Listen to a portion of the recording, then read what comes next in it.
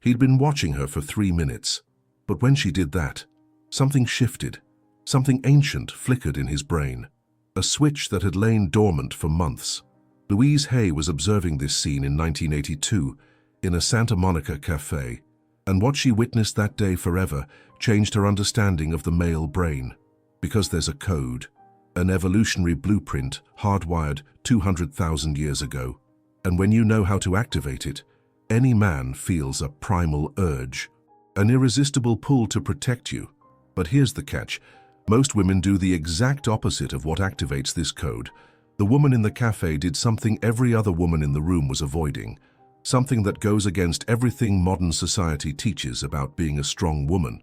She lowered her guard, not dramatically, not obviously, but for exactly 7 seconds, she let her genuine vulnerability surface. And his brain responded like an ancestral alarm had gone off. Louise realized she'd witnessed something extraordinary, something neuroscience would only confirm decades later. The male brain has specific neural circuits that evolved to recognize when a woman needs protection, and these circuits, when activated, create a near-addictive, chemical obsession. But for the last 50 years, most women have learned to do the opposite. They've learned to build emotional armor, to prove they don't need anyone, to be strong all the times, and that completely deactivates the protection circuits in the male brain. Louise spent the next 5 years studying this phenomenon, and she discovered something that contradicts everything you probably believe about attracting men. It's not about being independent. It's not about being strong. It's not about proving your worth. It's about knowing when and how to allow your genuine vulnerability to be seen, and there's an exact science to it. The first step is something Louise called controlled need signaling. It's different from being needy. It's different from being dramatic. It's about subtly communicating that you have a rich and complex life, but there's room for him to contribute. Most women make a fatal mistake. They try to prove they're complete on their own, that they need nothing from anyone, that they're self-sufficient in every area. And that sends a clear signal to his primitive brain. My services aren't needed here. But women who master controlled need signaling do something different. They manage to communicate, I'm capable and independent, but you can add something unique to my life. And that activates what Louise discovered to be the first neural circuit of protection. Louise tested this in a way that surprised even her. For 6 months, she observed women in long-term relationships, women who complained that their partners had become lazy or uninterested, and she discovered a disturbing pattern. All these women had gradually built such strong emotional armor that their partners no longer knew how to contribute to their lives. They felt unnecessary. And when a man feels unnecessary, the protection circuits in his brain don't just deactivate, they redirect to other areas of life, work, hobbies, other people. But when Louise taught these women to practice controlled need signaling, the results were dramatic. Partners who seemed completely disconnected suddenly became attentive again. Men who had stopped making an effort started planning surprises. Relationships that seemed dead were resurrected with an intensity that surprised even the women themselves. And it was all because they learned to reactivate neural circuits that had been shut off. The second step is even more counterintuitive. Louise discovered there's a fundamental difference between authentic vulnerability and performed vulnerability. Most women, when they try to be vulnerable, are actually performing vulnerability. They dramatize problems, exaggerate emotions, create unnecessary crises, and the male brain detects this difference instantaneously. Performed vulnerability activates alarm systems in his brain, systems that say, this person is unstable, keep your distance. But authentic vulnerability does the opposite. It activates neural circuits associated with care, protection, and emotional investment. Louise discovered that authentic vulnerability has specific characteristics. It's quiet, not dramatic. It's momentary and not constant, and it's always accompanied by strength, not collapse. It's like letting him see for a moment the weight you carry alone, without asking him to carry it for you, without dramatizing how difficult it is, simply letting him see. And when a man sees authentic vulnerability, something primal awakens in him, something that goes beyond logic, beyond rationality, something that's coded into his DNA hundreds of thousands of years ago. Louise tested this theory in a way that made her uncomfortable. She asked 20 women to participate in an experiment. For 2 weeks, they would practice performed vulnerability with their partners. Drama, exaggeration, constant emotional need. For the following 2 weeks, they would practice authentic vulnerability, silent moments of honesty, small confessions of difficulty, letting him see their weariness without asking him to fix it. The results were so clear that Louise almost abandoned the experiment. In the first 2 weeks, all the men became more distant, more defensive. Some started working later. Others became addicted to distractions. But in the following 2 weeks, something extraordinary happened. The same men who had become distant were now initiating deep conversations, making plans for the future, showing care in ways the women hadn't seen in years. And the difference was in how the vulnerability was communicated. But Louise's most surprising discovery was yet to come. She realized there's a third neural circuit in the male brain, a circuit that only activates when he feels he can be your hero without becoming your savior. It's a subtle but crucial distinction. A savior solves all your problems.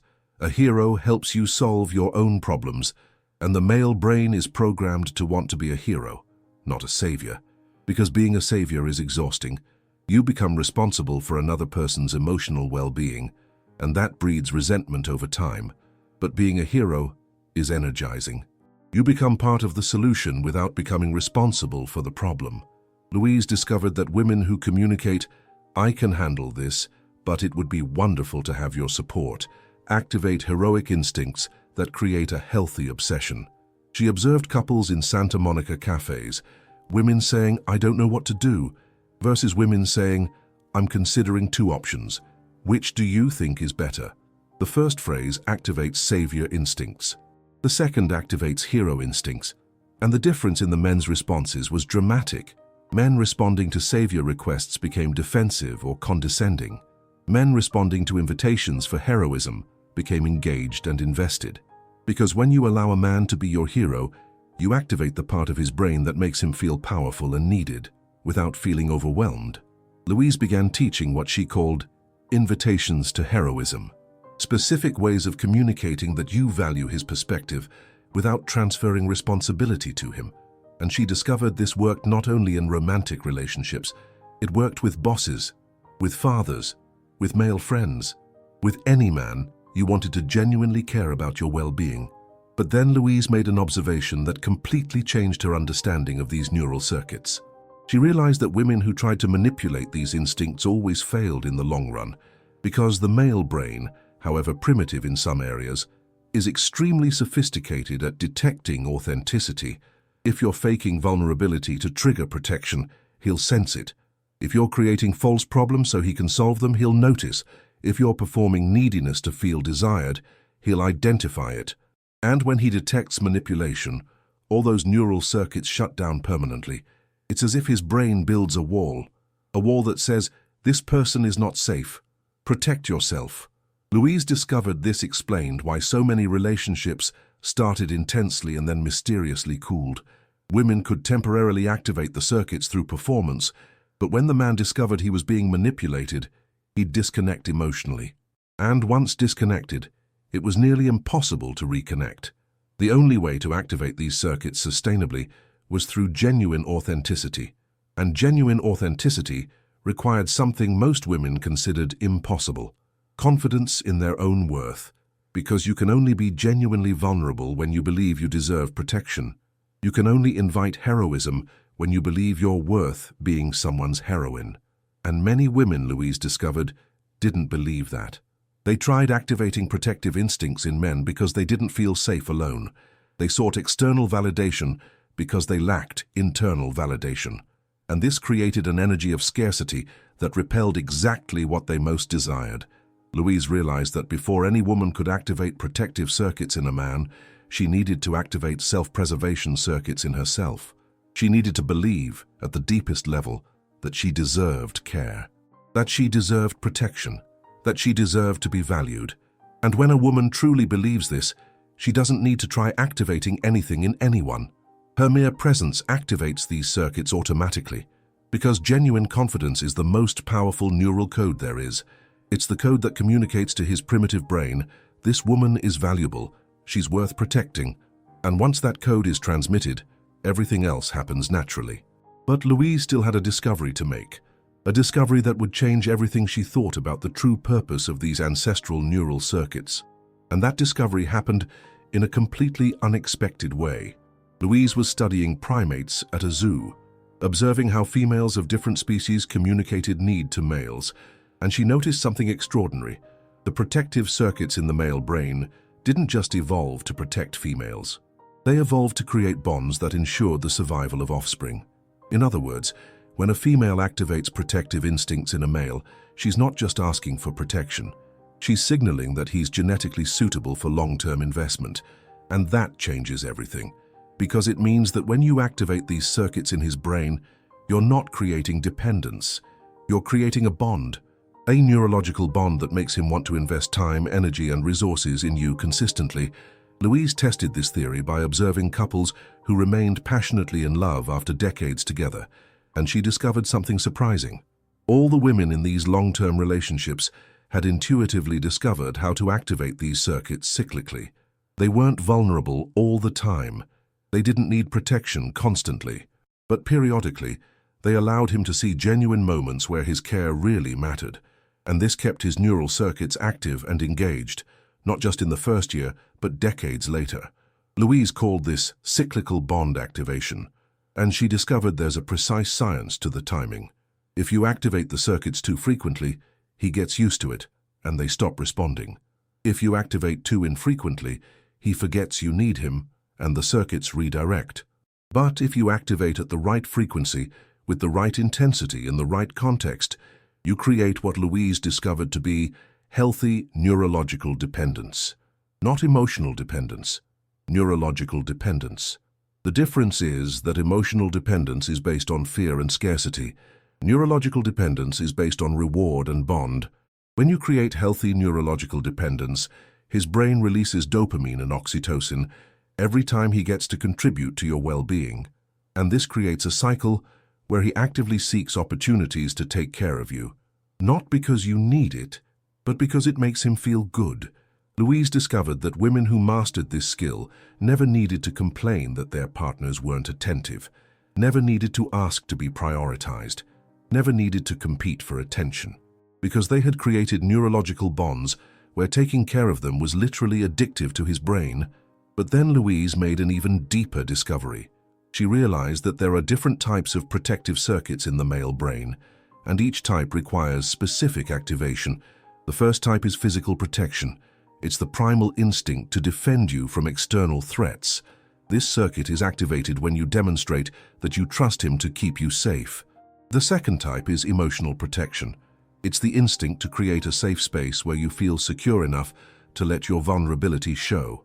This circuit activates when you share fears or concerns you wouldn't share with just anyone. The third type is aspirational protection. It's the instinct to help you achieve your dreams and goals. This circuit kicks in when you allow him to contribute to your vision of the future. And the fourth type, which Louise discovered to be the most powerful, is identity protection. It's the instinct to defend who you are at your deepest level.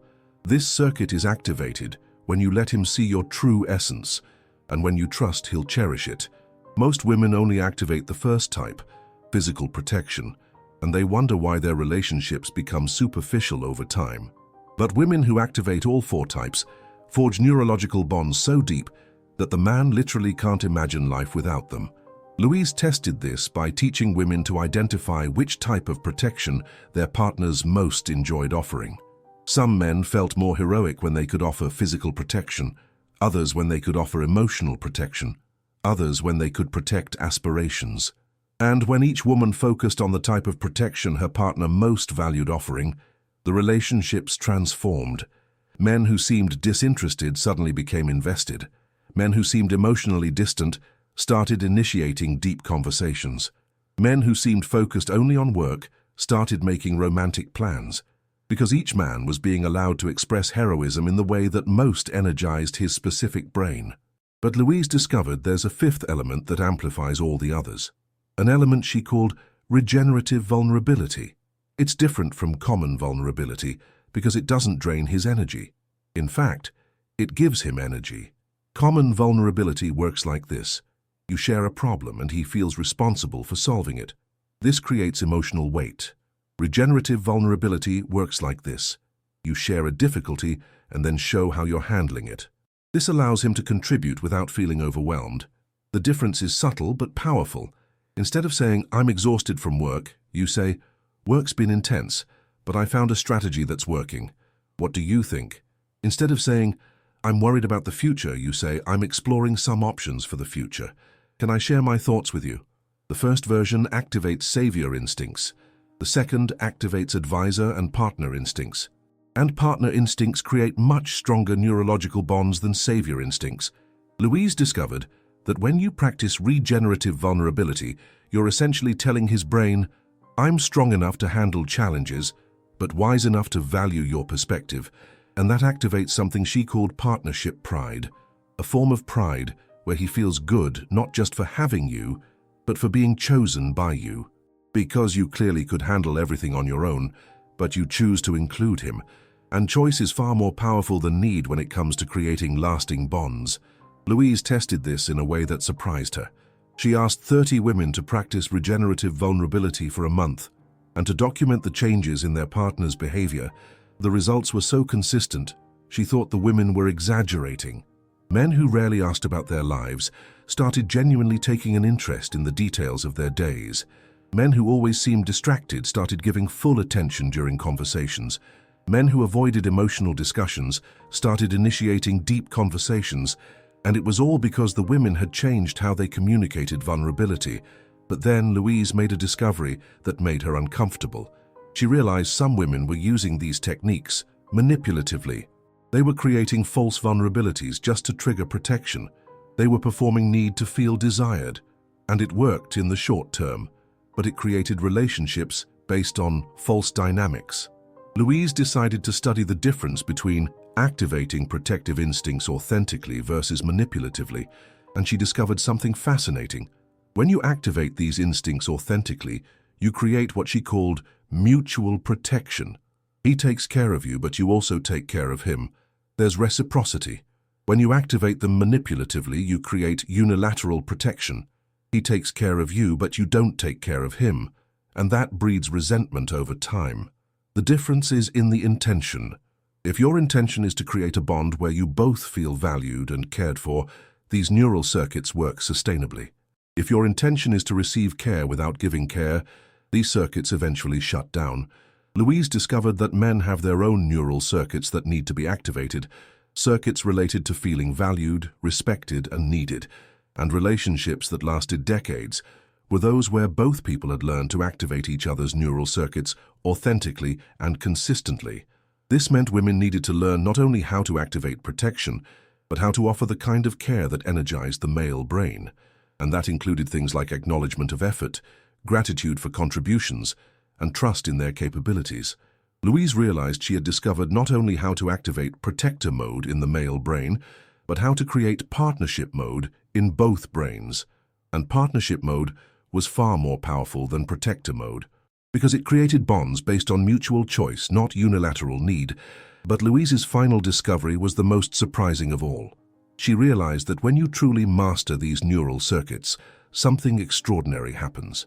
You stop needing to activate them consciously, because you develop what she called magnetic authenticity, a way of being that automatically activates the best instincts in the people around you, not just men, but all people.